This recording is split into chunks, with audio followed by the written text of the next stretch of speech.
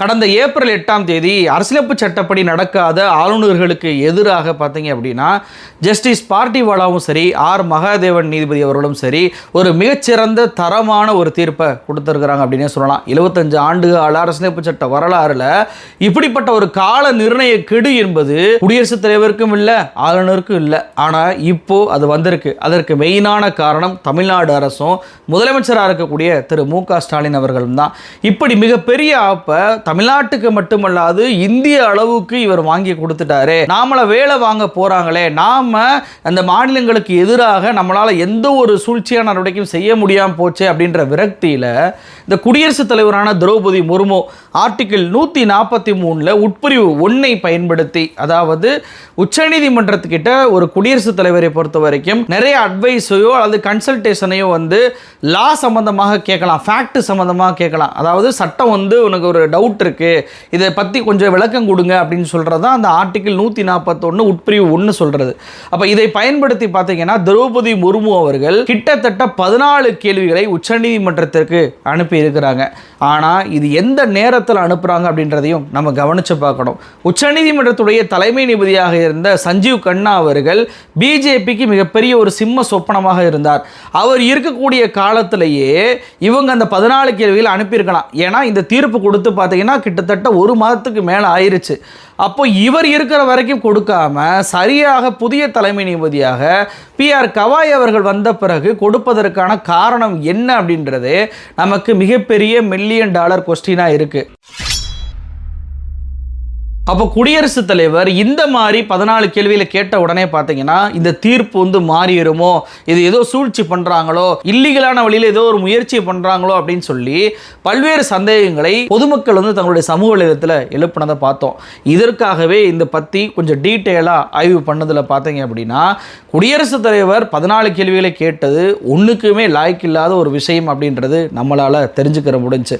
அதாவது இவருக்கு முன்பே இந்த திரௌபதி முர்மு அவர்கள் இருக்காங்கல்ல, அவருக்கு முன்பே பார்த்தீங்கன்னா இந்தியாவில் அரசியலமைப்பு சட்டத்தை ஏற்றுக்கொண்டு 75 ஆண்டுகளில் 15 முறை குடியரசுத் தலைவர் இது போன்ற உச்சநீதிமன்றத்தில் போய் எனக்கு சட்டம் பற்றிய சந்தேகங்களை கொடுங்க அப்படின்னு சொல்லி கேட்டு வாங்கியிருக்கிறாங்க. ஆனால் இதுவரைக்கும் உள்ள குடியரசுத் தலைவர்கள் கேட்டது சட்டத்தின் மீதான சந்தேகம் தான்.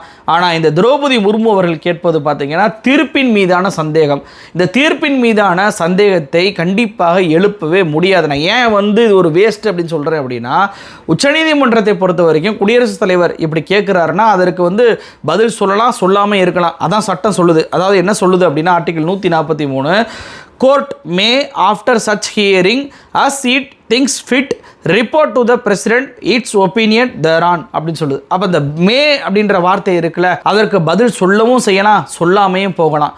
அதில் எப்படி பதில் சொல்லாமல் போகலாம் அப்படின்னா கேள்விகள் முன்னுக்கு பின் முரணாக இருக்குது, அந்த கேள்விகள் அரசியலமைப்பு சட்டத்திற்கு எதிராக இருக்குது அப்படின்னா அதற்கு உச்சநீதிமன்றம் பதில் கொடுக்க தேவையில்லை. அதே போல் இன்னொரு விஷயம், மிக முக்கியமான விஷயம், ஏற்கனவே செட்டிலான ஒரு வழக்கு குறித்து குடியரசுத் தலைவர் கேள்விகளை கேட்டாங்க அப்படின்னா அந்த கேள்விகளுக்கு உச்சநீதிமன்றம் பதில் கொடுக்கவே தேவையில்லை.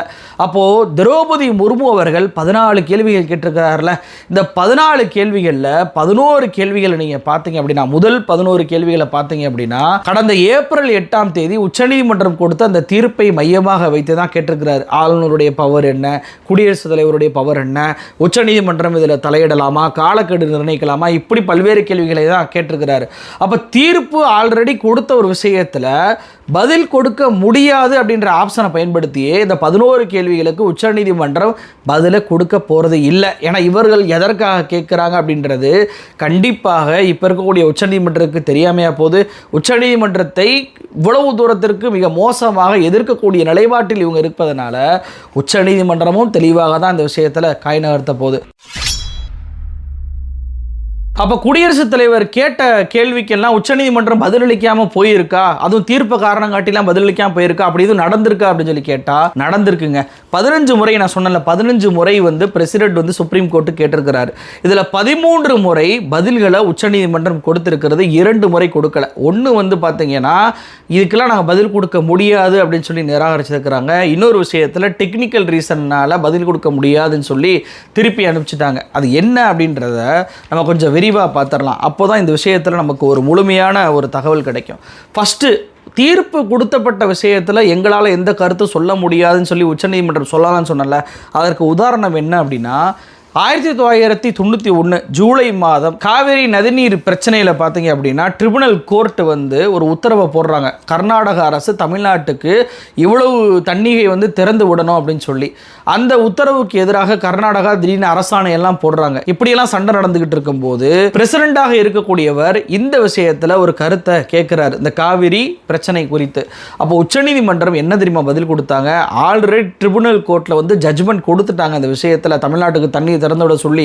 அதனால இந்த விஷயம் குறித்த கேள்விகளுக்கெல்லாம் எங்களால் பதில் சொல்ல முடியாது அப்படின்னு சொல்லி பிரசிடெண்ட்டுக்கு பதிலாகவே கொடுத்துருக்குறாங்க. அப்போது உச்சநீதிமன்றம் ஒரு தீர்ப்பை ஒரு விஷயத்தில் சொல்லிட்டாங்க அப்படின்னாவே அந்த தீர்ப்பை வைத்து பதில் சொல்ல தேவையில்லை. அப்போ குடியரசுத் தலைவர் கேட்ட இந்த 14 கேள்விகளை பொறுத்த வரைக்கும் இந்த 14 கேள்வி கேட்பதனாலே பார்த்தீங்கன்னா ஆளுநர் ரவி அவர்கள் கொடுத்த அந்த தீர்ப்பை ஒரு வரியோ அல்லது ஒரு வாக்கியத்தையோ ஒரு புல் ஸ்டாப்பையோ கூட மாற்ற முடியாது, ரிவர்சல் பண்ண முடியாது அப்படின்றத 1991ஆம் ஆண்டே காவேரி நதிநீர் பிரச்சனையிலே உச்சநீதிமன்றம் மிக தெளிவாகவே குடியரசுத் தலைவருக்கே பதில் கொடுத்திருக்கு. அது மட்டுமல்ல 1992 டிசம்பர் மாதம் பாபர் மசூதியை ஆர்எஸ்எஸ் காரர்கள் வந்து போய் இடிக்கிறாங்க. இப்படி இடிக்கும் போது பார்த்தீங்க அப்படின்னா இந்த பிரச்சனைக்கு தீர்வு காணணும் அப்படின்னு சொல்லிட்டு இடிக்கப்பட்ட ஒரு மாதத்திலேயே அப்போது பிரதமராக இருந்த நரசிம்மராவ் என்ன பண்ணுறாரு, அங்கே இருக்கக்கூடிய 67 ஏக்கரையுமே அரசாங்கத்துக்கு வந்து கையகப்படுத்துறாரு. அந்த நிலத்தில் ராமர் கோயிலையும் கட்டி கொடுத்துடலாம், பாபர் மசூதியும் கட்டி கொடுத்துடலாம், மியூசியம் கட்டி கொடுக்கலாம்,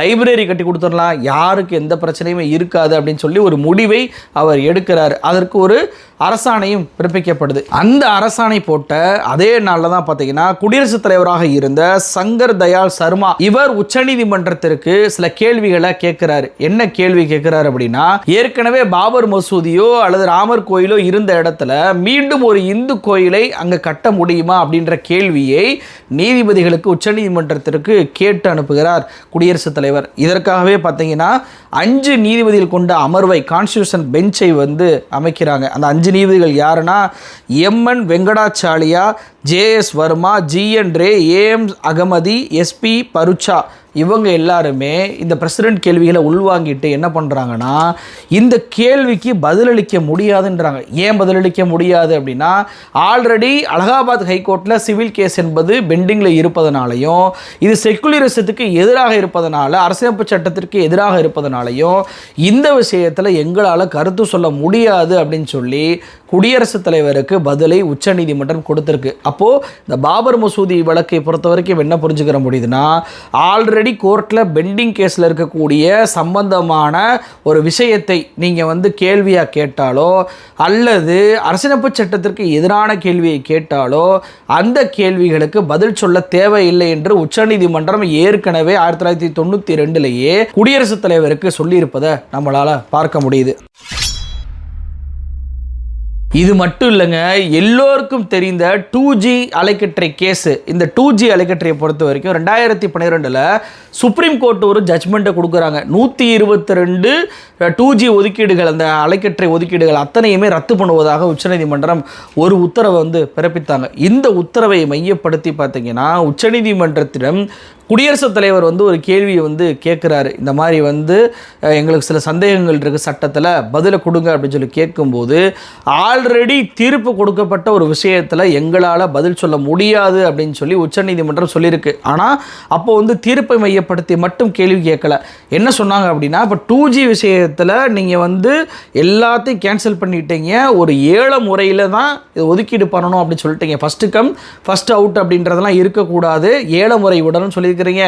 இது எல்லா துறையிலையும் எல்லா சூழ்நிலையிலையும் இயற்கை வளங்களை ஏலம் கொடுத்தா நம்ம வந்து இது பண்ணணுமா, அப்போ ஃபஸ்ட்டு கம் ஃபஸ்ட் அவுட்ன்றதெல்லாம் நம்மளால் பண்ண முடியாதா அப்படின்னு சொல்லி கேட்கும்போது இல்லை, இந்த ஒரு விஷயத்துக்காக மட்டும்தான் இந்த ஆக்ஷன் வந்து நம்ம பண்ணணும், 7 முறை பண்ணணுமே தவிர எல்லா விஷயத்துக்குமே 7 முறை என்பது பண்ண தேவையில்லை அப்படின்னு சொல்லி உச்சநீதிமன்றம் குடியரசுத் தலைவருக்கு ஒரு விஷயத்தை வந்து அப்போதே 2012ஆம் ஆண்டே ஒரு பதிலாக கொடுத்தாங்க. அந்த பதிலை வந்து மன்மோகன் சிங் அரசு மிகப்பெரிய அளவில் வரவேற்றாங்க. ஏன்னா நாட்டுடைய எக்கனாமிக் எக்கனாமிக் பாலிசியை முடிவு செய்வதில் வந்து இது ஒரு மிகப்பெரிய ஒரு முன்னேற்றத்தை கொடுக்கும் அப்படின்னு சொல்லிட்டு அவங்க வந்து உச்சநீதிமன்றம் கொடுத்த அந்த ஒப்பீனியனை பாராட்டினாங்க. அப்போ 2G வழக்காக இருக்கட்டும், அதே போல் 1991 காவிரி நதிநீர் பிரச்சனை குறித்த அந்த வழக்காக இருக்கட்டும், பாபர் மசூதி வழக்காக இருக்கட்டும், இந்த 3 விஷயத்துலையுமே பார்த்தீங்க அப்படின்னா 2 விஷயத்தில் ஏற்கனவே தீர்ப்பு கொடுத்துட்டாங்க, பதில் சொல்ல முடியாதுன்னு இருக்கிறாங்க. ஒரு விஷயத்தில் ஆல்ரெடி பெண்டிங் கேஸ் இருக்குது, பதில் சொல்ல முடியாதுன்னு சொல்லியிருக்கிறாங்க. அப்போது அப்படியே இப்போ திரௌபதி முர்முக்கு வருவோம். திரௌபதி முர்மு 14 கேள்வியில் கேட்டிருக்கிறாங்க. இதில் 11 கேள்விகள் ஆல்ரெடி கொடுக்கப்பட்ட ரவி தீர்ப்பு வச்சே இருக்குது. அந்த 11 கேள்விக்கு நம்மளால் பதில் சொல்ல முடியாது. அது மட்டுமல்ல, ஆல்ரெடி பஞ்சாபோடைய கேஸு பெண்டிங்கில் இருக்குது, அதே போல் கேரளாவுடைய கேஸு பெண்டிங்கில் இருக்குது, வெஸ்ட் பெங்காலுடைய கேஸு பெண்டிங்கில் இருக்குது, கவர்னர் கேஸ். அப்படின்றப்ப அந்த பெண்டிங் கேஸையுமே மையப்படுத்தி இந்த கேள்விகளுக்கு நம்மளால் பதில் சொல்ல முடியாதுன்னு சொல்லி உச்சநீதிமன்றத்தால் சொல்ல முடியும். அப்போ 3 கேள்விகளுக்கு மட்டும்தானே பதில் சொல்ல முடியும். அது என்ன 3 கேள்விகள் அப்படின்னா, கடைசி 3 கேள்வி ஆர்டிகல் 145 உட்பிரிவு 3 இது போன்ற வழக்குகள் வரும்போது 5 நீதிபதிகள் கொண்ட அமர்வு தானே விசாரிக்கணும் அப்படின்னு சொல்லிட்டு ஒரு கேள்வி கேட்டுக்கிறாங்க. அதற்கு வந்து பதில் கொடுக்கலாம் தாராளமாக. அதே போல் ஆர்டிகல் 142 உச்சநீதிமன்றம் எப்பெல்லாம் பயன்படுத்தலாம் அப்படின்ற ஒரு கேள்வியை கேட்டிருக்கிறாரு. அதற்கு வந்து பதில் கொடுக்கலாம். அதே போல் ஆர்டிகல் 131 வந்து சுட்டி காட்டி மத்திய அரசுக்கும் மாநில அரசுக்கும் ஒரு பிரச்சனை வருது அப்படின்னா அதை உச்சநீதிமன்றத்தில் வழக்கு போடுவதை தவிர வேறு எந்த அதிகாரத்தையுமே வந்து உச்சநீதிமன்றத்தால் பயன்படுத்த முடியாதா, வேறு வழியில் சால்வ் பண்ண முடியாதா அப்படின்ற கேள்வியை கேட்டிருக்கிறார். இந்த 3 கேள்விக்கு வேண்டுமானால் குடியரசுத் தலைவரான திரௌபதி முர்முக்கு பதிலை கொடுக்க முடியுமே தவிர மற்ற எந்த கேள்விக்குமே பதில் கொடுக்க தேவையில்லை. இவருடைய நோக்கம் என்ன தெரியுமா? இந்த கேள்விக்கு எல்லாம் பதிலை வாங்கிட்டோம் அப்படின்னா ஒரு ரிவ்யூ பெட்டிஷனோ ரிவர்சல் பெட்டிஷனோ நம்ம போட்டு இந்த தீர்ப்பை மாற்றிடலாம். உச்சநீதிமன்றத்துக்கிட்டேயே நம்ம வந்து வாதத்தை வாங்கிட்டு அந்த வாதத்தையே மறுபடியும் அவங்கள்ட்ட வச்சோம் அப்படின்னா அவங்களால மாற்றி பேச முடியாது, சரண்டர் ஆயிடுவாங்கன்ற ஒற்றை காரணத்துக்காக தான் திரௌபதி முர்மு அவர்கள் இப்படி பண்ணியிருக்கிறார். ஆனால் சட்டத்தில் அப்படி இடமில்லையே. நீங்கள் ஆல்ரெடி கொடுத்த தீர்ப்பு விஷயத்தில் எந்த கேள்வியுமே கேட்கக்கூடாது அப்படின்றதுனால அந்த ஒரு பாயிண்ட்டை மையப்படுத்தி உச்சநீதிமன்றம் திரௌபதி முர்முவுக்கு பதில் கொடுக்க போவதில்லை. அவர் கேட்ட அந்த கேள்விகள் 11 கேள்விகளும் தூக்கி வீசப்பட தான் போகுது. இது மட்டுமல்ல, டெக்னிக்கல் ரீசனுக்காக திருப்பி அனுப்பினாங்கன்னு சொன்னால அதுலேயுமே ஒரு சுவாரஸ்யமான விஷயம் என்ன இருக்குன்னா 1982 குடியரசுத் தலைவராக இருந்த ஜியானி ஜெயில் சிங் இவர் ஒரு உச்சநீதிமன்றத்துக்கிட்ட ஒரு ரெஃபரன்ஸை வந்து கேட்குறாரு, சட்ட ஆலோசனை கேட்குறாரு. அதாவது 1947 1954 காஷ்மீர்லேருந்து பாகிஸ்தானுக்கு குடியேறிய மக்களை மறு குடியேற்றம் பண்ணுவதற்கு ஒரு மசோதா வந்து வந்திருக்கு. இந்த மசோதாவுக்கு வந்து எப்படி பண்ணலாம், சட்ட ஆலோசனைகளை கொடுங்க அப்படின்னு சொல்லி கேட்கும்போது இந்த சட்ட ஆலோசனை கொடுப்பதற்கு முன்பே பார்த்தீங்கன்னா சட்டமன்றம் மறுபடியும் 2வது முறை நிறைவேற்றி அதை கவர்னர் ஒப்புதல் கொடுக்க வேண்டிய கட்டாயத்துக்கு வந்தனால சட்டம் அமலாயிருச்சு. சட்டம் அமலான பிறகு அதை எதிர்த்து உச்சநீதிமன்றத்தில் கேஸ்லாம் போட்டாங்க. அப்போது ஏற்கனவே நீங்கள் உங்களுக்கு பதில் கொடுப்பதற்கு முன்பே பார்த்தீங்கன்னா கவர்னர் ஒப்புதல் கொடுத்துட்டாரு, சட்டம் ஆயிடுச்சு, கேஸை வேற போட்டாங்க. கேஸ் இப்போ எங்கள் கைக்கு வந்ததுனால எங்களால் கேஸ் இருக்கும்போது பதில் சொல்ல முடியாது, அதனால் குடியரசுத் தலைவருக்கு இந்த விஷயத்தில் நாங்கள் பதில் சொல்ல மாட்டோம் அப்படின்னு சொல்லிட்டு ஒரு பதிலை அப்போ கொடுத்துருக்குறாங்க. அப்போது உச்சநீதிமன்றத்தால் குடியரசுத் தலைவரை எதிர்த்து பதில் கொடுக்க முடியும் என்பதிலிருந்தே பார்த்தீங்கன்னா ஜனாதிபதியாக இருந்தாலும் சரி, ஆளுநராக இருந்தாலும் சரி, பிரதமராக இருந்தாலும் சரி, நாட்டுடைய அரசியலமைப்பு சட்டத்துக்கும் அரசியலமைப்பு சட்டத்தை பாதுகாக்கக்கூடிய உச்சநீதிமன்றத்திற்கும் கட்டுப்பட்டவர்கள் தான் அப்படின்றத நம்மளால் புரிஞ்சுக்கிற முடியுது. அப்போ திரௌபதி முர்மு அவர்கள் புதிதாக வந்த தலைமை நீதிபதியை மிரட்டுவதற்காக, அவரை அடிபணி வைப்பதற்காக ஒன்று இந்த கேள்விகளை கேட்டிருக்கலாம். இல்லையா உச்சநீதிமன்றம் கொடுக்கக்கூடிய வாதங்களை வைத்து பதில் வாதங்களை ஒரு ரிவ்யூ பெட்டிஷனாக இவங்களால் போட முடியும், அதற்காக வச்சுருக்கலாம். இந்த 2 விஷயத்துக்காக மட்டும்தான் குடியரசுத் தலைவருடைய கேள்விகள் பயன்படுமே தவிர இந்த கேள்விகளுக்கே பதில் சொல்லணும்னா அதுவும் பயன்படாது. ஏன்னா நான் ஏற்கனவே சொன்னதை போல் பெண்டிங் கேஸ் இருந்துச்சுன்னா பதில் சொல்ல தேவையில்லை. அதே போல் ஏற்கனவே தீர்ப்பு கொடுத்த விஷயத்தில் பதில் சொல்ல தேவையில்லை. அரசியலமைப்பு சட்டத்திற்கு எதிரான கேள்விகளுக்கு பதில் சொல்ல தேவையில்லை. அப்போது இத்தனை விஷயமுமே இந்த குடியரசுத் தலைவர் திரௌபதி முர்மு கேட்ட கேள்விகளில் இருப்பதனால அவர் கேட்ட கேள்விகளுக்கு 3 கேள்விகளுக்கு வேணால் இறக்கப்பட்டு பதில் சொல்லலாமே தவிர மீதம் இருக்கக்கூடிய கேள்விகளுக்கு பதில் சொல்ல தேவையில்லை. ஆனால் பதில் சொல்லுவாங்களா என்னன்னு தெரியலை. பார்ப்போம் என்ன நடக்குதுன்னு. நன்றி.